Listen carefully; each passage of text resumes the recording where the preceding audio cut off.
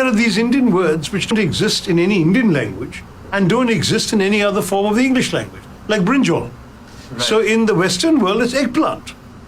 Right. And in India, there is no Indian language where it's called brinjal. It's called bengan, it's called vaidaninya in Malayalam, begun in Bangla. Yeah. But you can't have anyone saying brinjal except in Indian English.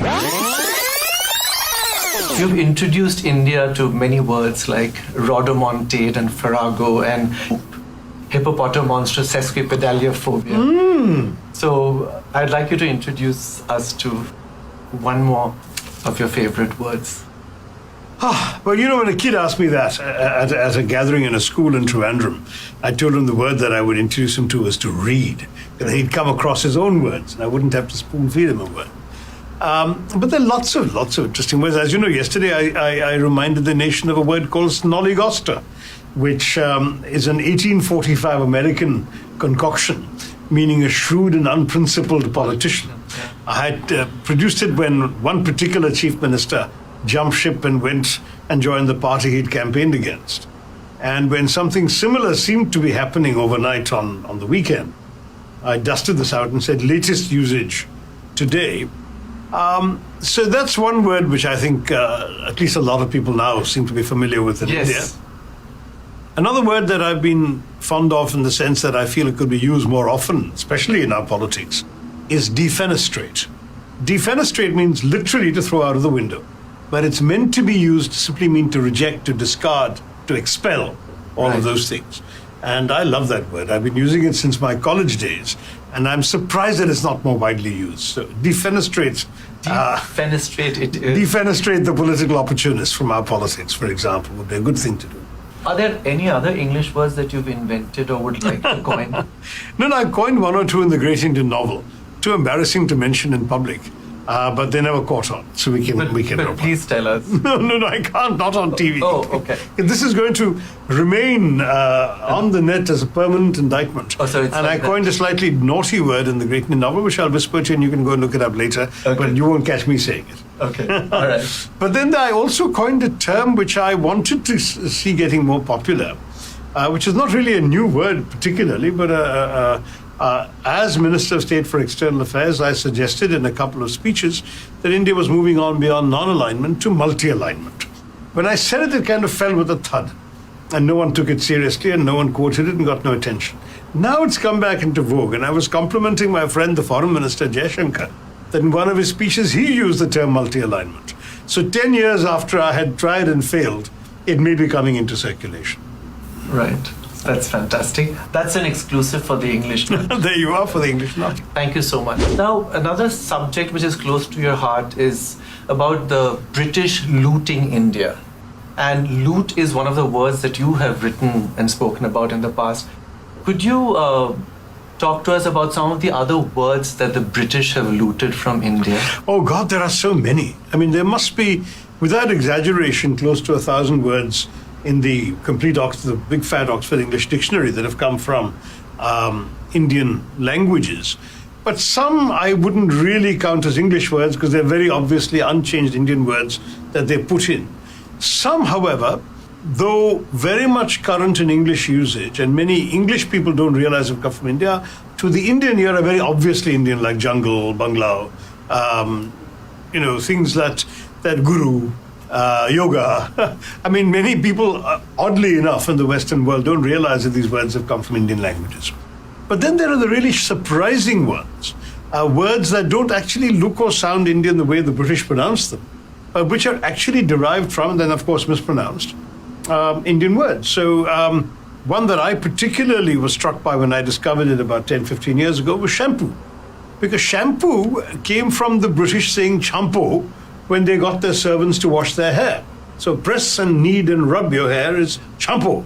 Everything was an imperative. And then I'm going for a champo became I'm going for a shampoo. And that's how shampoo came into being. I believe a Bengali by the name of Sheikh Din Muhammad took it. And he actually set up an entire series of salons or spas where he offered the shampoo, exactly. Right. That Sheikh Din Muhammad from Bihar, actually, but Bihar was part of the Bengal presidency. That's you what like to take credit for everything. You should. The other one was cash, which comes from Tamil. I mean, I had no idea that cash came from. I mean, I could guess that mulligatawny soup was actually mulligatawny, which simply means hot pepper water. And that's in Tamil. But that cash had come from a Tamil word was a discovery to me. So things like that, I think there are quite a few. Even Wikipedia has over 100 from various Indian languages. And if you go into a more serious sort of philollinguistic study, I'm sure you'll get several hundred. Right. Catamaran is another one. That's again from Tamil katta maram. In fact, katta is literally to cut, and maram is wood. Right. So that's what a catamaran is from. And then, of course, if you want to look at kamarband, a very elegant English gentleman wearing something around his waist, it's actually kamarband, you see.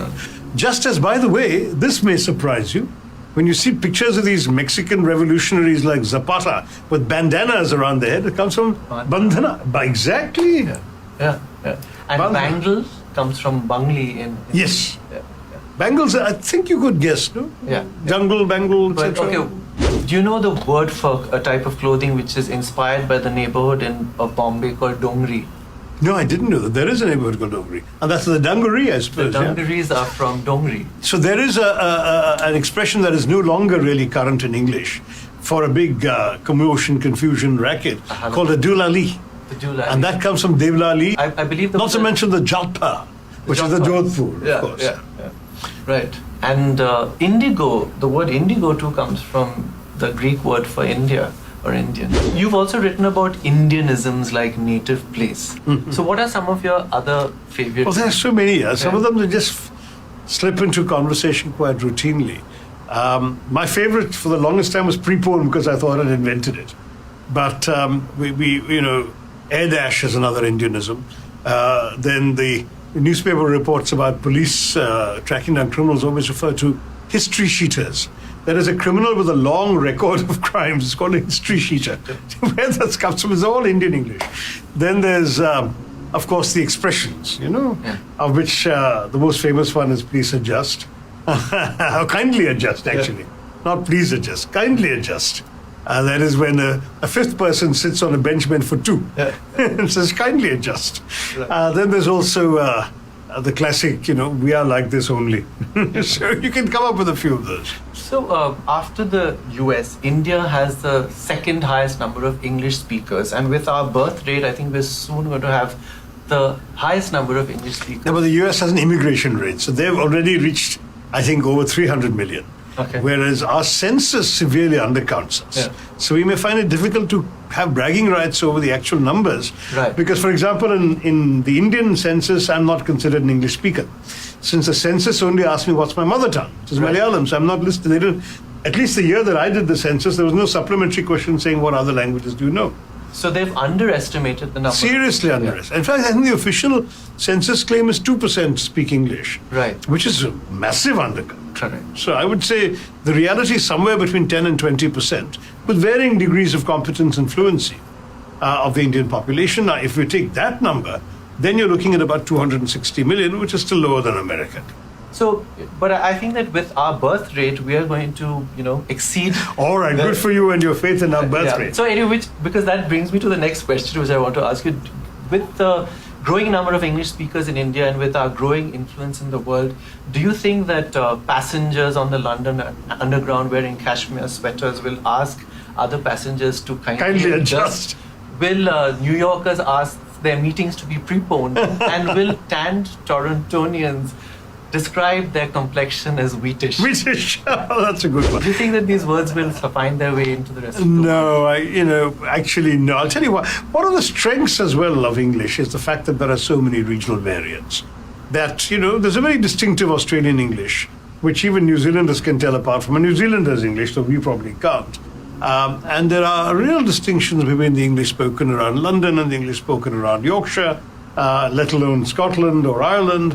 And all these variations have what makes it distinctive, and therefore Indian English has every right to be as distinctive as Irish English or American English. And it's curious, for example, that in India, at least for the longest time, I've not heard it much since returning to India, but when I left India, people still spoke in furlongs. How far are you away? Oh, it's just a couple of furlongs down the road. But no one in England has used furlong for 100 years. So we had a word in English. Yeah. Then there are these Indian words which don't exist in any Indian language and don't exist in any other form of the English language, like brinjal. Right. So in the Western world, it's eggplant, right? And in India, there is no Indian language where it's called brinjal. It's called bengan, it's called vaidarinya in Malayalam, begun in Bangla. Yeah. But you can't have anyone saying brinjal except in Indian English. So where did it come from? I haven't looked it up. But the fact is, it's an Indian English word that only exists in Indian English.